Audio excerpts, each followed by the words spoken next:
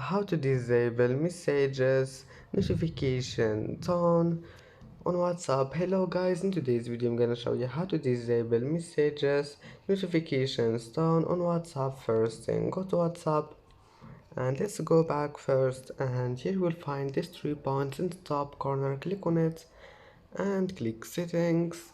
Here you will find notifications tone, and then just here you will find that notification tone. Just click on it and click settings and scroll down until you find the last one, this one here, none.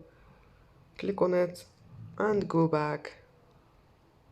And that's it for today's video.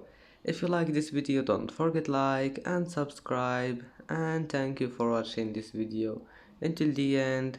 And now see you in the next video.